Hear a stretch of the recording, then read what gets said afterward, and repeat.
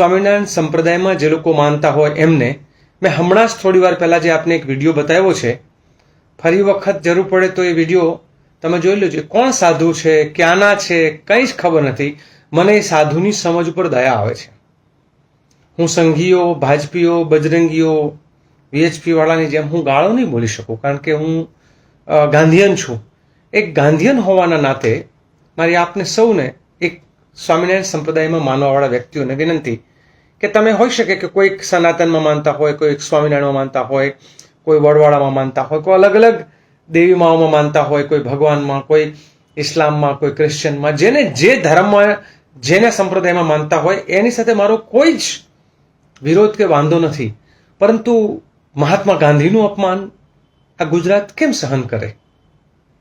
આવી કોઈ સાધુની હિંમત કેવી રીતે થાય કે મહાત્મા ગાંધીની તસવીરને નાચતા નાચતા એ કચરામાં ફેંકે, ગટરમાં ફેંકે, ધાબા ઉપરથી ફેંકે, એની ઉપર છાણ ફેંકે? તો સ્વામિનારાયણ સંપ્રદાયના સાધુએ આનો વિરોધ કરવો જોઈએ અને આવા હલકટ પ્રવૃત્તિ કરનાર સાધુઓને ઠપકો આપવો જોઈએ, એને પ્રશિક્ષણ કરવું જોઈએ. પણ ગુજરાતમાં મને લાગે છે કે બહુ જુદું થઈ રહ્યું છે. કે એક બાજુ ગોડસેના ફોટાવાળા ટી શર્ટ લોકો પહેરે, સાવરકરના ફોટાવાળા પહેરે, અને ગાંધી બાપુ જે આપણો ગુજરાતના, જે ભારતના રાષ્ટ્રપિતા કહેવાય, જેની દુનિયાના સૌથી વધારે દેશોમાં જેની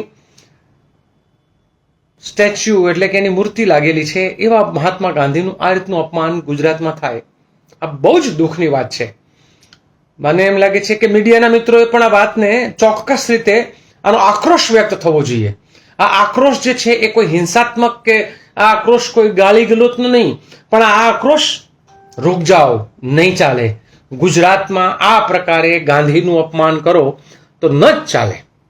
ગઈકાલે હું લોકભારતી સણોસરા ગયો તો ત્યાં મેં લોકભારતી સણોસરા અને જે ભૂતપૂર્વ વિદ્યાર્થીઓનો કાર્યક્રમ હતો, ગુરુજનોને બધા હતા, મેં એમને કહ્યું કે ક્યાંક એવું લાગે છે કે આપણે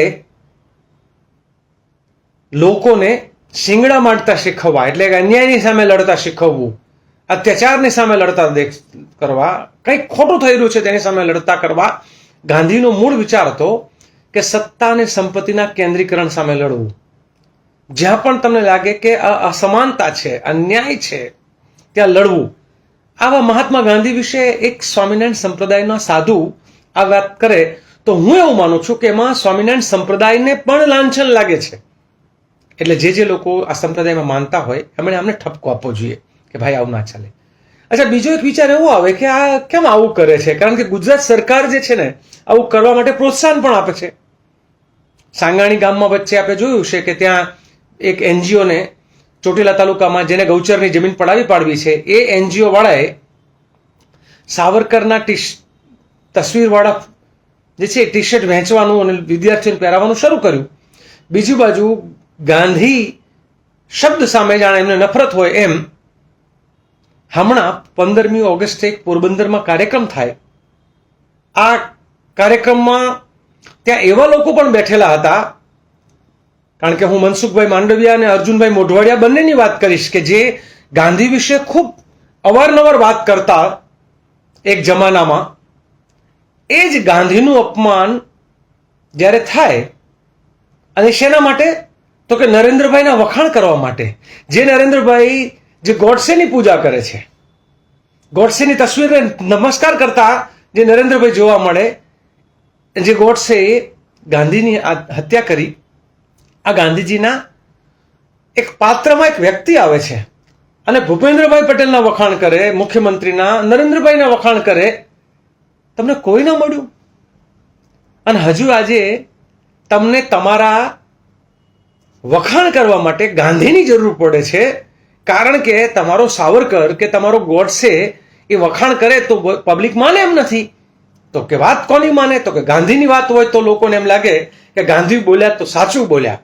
એટલે સંઘીઓની, આ ભાજપીઓની, આ શાસકોની મર્યાદા કહેવાય કે એમણે પોતે સારું કરે છે એનું સર્ટિફિકેટ ગાંધી પાસેથી લેવું પડે છે. પણ આટલી હલકી કક્ષાએ મને થાય ભૂપેન્દ્રભાઈ મુખ્યમંત્રી તરીકે વિચાર નહીં આવ્યો હોય કે હું ગાંધી મારા વખાણ કરે, ગાંધીના પેગડામાં પગ રાખવાની તો દુનિયાના લોકો એમ કે છે કે આપણી હેસિયત નથી. નેલ્સન મંડેલા એમ કે મારો આદર્શ ગાંધી છે. દુનિયાભરના તજજ્ઞો, દુનિયાભરના વિચારકો, દુનિયાભરના ક્રાંતિકારીઓ એમ કે ગાંધી ના ભૂતો ના ભવિષ્યતે આ ગાંધી આ જગમાં જન્મ્યો એ વાત કદાચ આવનારી પેઢીઓ માનશે પણ નહીં કે આવો એક માનવ કે જે બધું જ ત્યજી દે દેશ માટે, ના સંપત્તિ રાખે પોતાના નામે, ના વસ્ત્ર જે છે જ્યારે જરૂર પડી તો એ માત્ર એક વસ્ત્ર ઉપર, ધોતી ઉપર આવી જાય. આવા મહાન ગાંધી વિશે ગુજરાત રાજ્યના મુખ્યમંત્રીના હાજરીમાં આવો કાર્યક્રમ થાય અને એ ભાજપીઓ, સંઘીઓ ત્યાં એમાં કોઈ એવું ન નીકળ્યું કે એમ કે ગાંધીનું અપમાન આપણાથી ન થાય. જેમ વચ્ચે પોરબંદરમાં ગાંધીનું કટઆઉટ મૂકીને સેલ્ફી વિથ ગાંધી એટલે ગાંધીજીના ચહેરો કાપી નાખેલો અને ગાંધીજીના ચહેરાની અંદર પોતાનો ચહેરો મૂકવાનો. જેના જોડામાં પગ રાખવાની હેસિયત નથી એના મોઢાની જગ્યાએ તમારું મોઢું મૂકી દો અને ફોટો ખેંચાવી લો એટલે શું ગાંધી બની જાય? ગાંધી બનવા માટે તો મિત્રો ખૂબ બધું ત્યાગ કરવો પડે, ખૂબ ત્યાગ કરવો પડે, બધું જ છોડી દેવું પડે અને છેવાડેના માનવી માટે કામ કરવું પડે. છેવાડેના માનવી માટે કામ કરનાર જે સંવેદના, જે કરુણા જે હોય, જે સત્ય અને અહિંસા પરમો ધર્મ જેને માનતા હોય અને સત્ય એ જ ઈશ્વર છે એવું માનતા હોય, આવા ગાંધીને સમજવામાં આ સંઘીઓ, ભાજપીઓ કદાચ હું માનું છું ક્યારેય એ લોકો નહીં સમજી શકે, ઉણા ઉતરે છે. અને ક્યારેક એવું હોય કે આપણે વૈચારિક વાંધો હોય, ભાઈ તમને ગાંધી, નહેરુ, સરદાર, સુભાષ ના ગમતા હોય તમને, કારણ કે આઝાદીની લડતના લડવૈયાઓ હતા અને એ વખતે સંઘી કે ભાજપીઓ જે છે, એ વખતે ભાજપ તો હતું નહીં પણ સંઘીઓ જે છે એ લોકો મુખબીરીનું કામ કરતા હતા, બધાને ખબર છે. એટલે કદાચ તમને ગાંધી સામે વાંધો હોય એવું બને, ગાંધી વિચાર સામે કેવી રીતે વાંધો હોઈ શકે? એટલે મારી આજના દિવસે બે મુદ્દાઓની ચર્ચા જે કરવી છે કે ગાંધીનું આ રીતે વારે વારે અપમાન કરવાનું ગુજરાતીઓને શોભા નથી દેતું.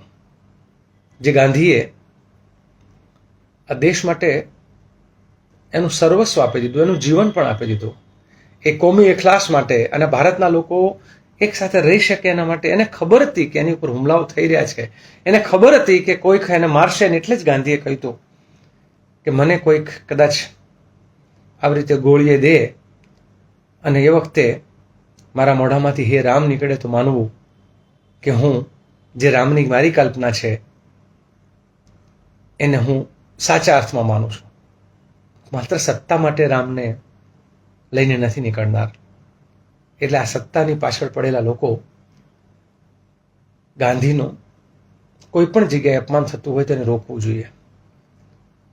ગાંધી, અને છેલ્લું તમને મિત્રો એ પણ કહું કે હમણાં ભારતના એક મંત્રાલય, પેટ્રોલિયમ મંત્રાલયે તસવીર 15મી ઓગસ્ટે પોતાની એક જાહેરાત હતી. એ જાહેરાતમાં ગાંધીથી ઉપર સાવરકરને રાખ્યા, ગાંધીના માથાની ઉપર સાવરકરનો ફોટો. શરમથી સર ઝૂકી જાય કે શું કરવા માંગે છે આ બધા લોકો? આટલી હદે તમે નીચે ઉતરી જશો કે ગાંધીના માથા ઉપર તમે સાવરકરને બેસાડશો. એ સાવરકર કે જે ગાંધીની હત્યામાં ષડયંત્રકારી હતા એવું કમિશને કહ્યું છે. એ અલગ વાત છે કે બચી ગયા, ગોડસેને નહીં ઓળખવાનું જૂઠાણું બોલીને, દેટ ઇઝ ડિફરન્ટ થિંગ.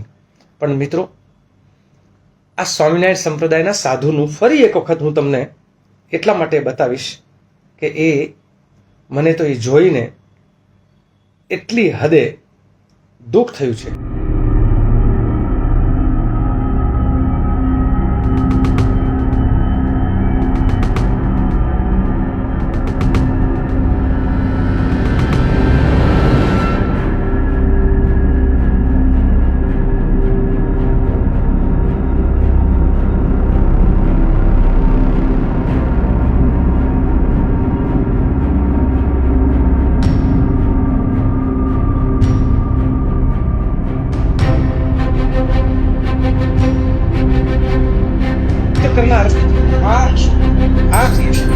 અને પાછા એમ કે છે કે તમારી લાગણી દુભાઈ હશે, પણ હું તમારી લાગણીને એટલે દુભાવવા માંગુ છું કે લોકો ગણેશની મૂર્તિને આવી રીતે નાખે છે. એનો સંદેશ, એટલે સંદેશ આપવા માટે તમને કોઈના મળ્યું ને ગાંધી, અને એ પણ ગાંધી સાથે આવું કૃત્ય.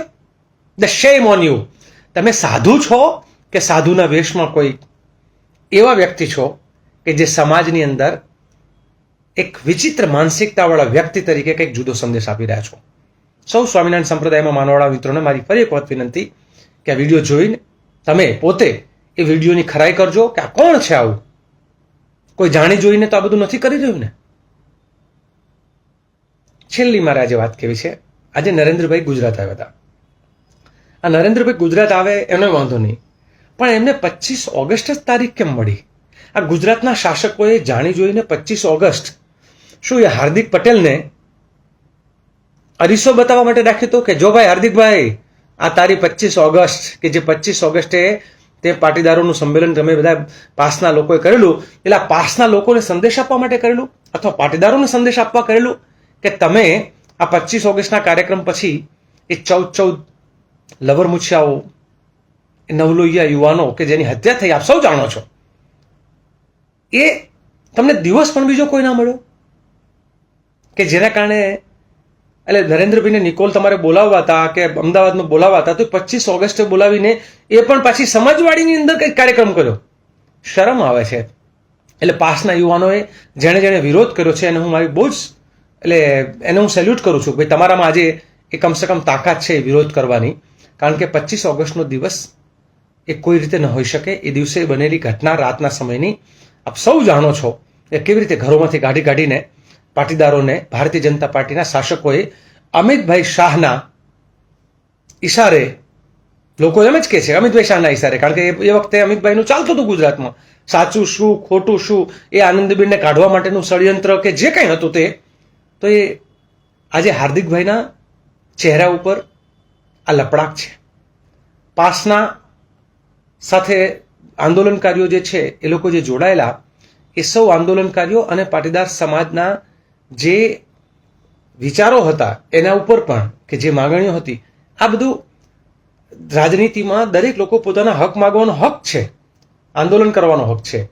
એ મુદ્દાઓ સાથે સહમતિ હોય ના હોય બધું હોય, પણ એક સંવાદ હોય. પરંતુ આજે 25 ઓગસ્ટે આ કાર્યક્રમ કરી અને એમણે એક રીતે જે છે એ પાટીદાર સમાજનું,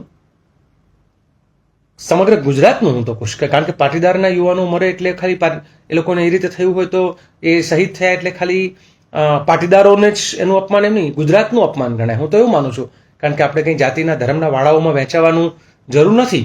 તો આવી સ્થિતિમાં 25મી ઓગસ્ટ ટાળી હોત તો એ સારું અને સમજના. કદાચ એવું મને લાગે છે કે આપણા અમુક મિત્રોએ માંગણી પણ મૂકી છે કે 25મી ઓગસ્ટે નરેન્દ્રભાઈ આવતા જ હોય તો જેમણે જીવતું જગત્યું કરીને પોતાના નામે સ્ટેડિયમ કરી નાખ્યું છે, આ સ્ટેડિયમ એમણે પાછા સરદાર પટેલના નામે કરીને 25મી ઓગસ્ટના દિવસે જે છે એક સરદાર પટેલની 150મી જન્મજયંતિનું વર્ષ 31 ઓક્ટોબર આપ સૌ જાણો છો. આપણે આશા રાખીએ કે આ 31 ઓક્ટોબર જે છે એ સરદાર પટેલ સ્ટેડિયમનું નામ ફરી વખત જે છે એ માન સન્માન અને સ્વાભિમાન સાથે પ્રાપ્ત થાય. અને આ રીતે 25 ઓગસ્ટના દિવસે એ શહીદ યુવાનોનું અપમાન કરવા માટે નરેન્દ્રભાઈએ કાર્યક્રમ ના કરવો જોઈએ. ભારતીય જનતા પાર્ટીના શાસકોએ આ દિવસ ટાળવો જોઈતો હતો.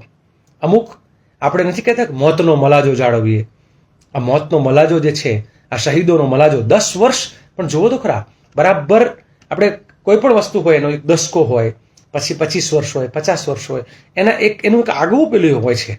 એટલે આંદોલનનું એક દસકાનું અને શહીદો જે છે એનો દસકો, આ મોતનો મલાજો ન જાળવીને અને પાછું રહી જતું હતું તો કોંગ્રેસના જેટલા પણ આગેવાનો કાર્યકરો હતા એને બધાને નજરકેદ કરવાના.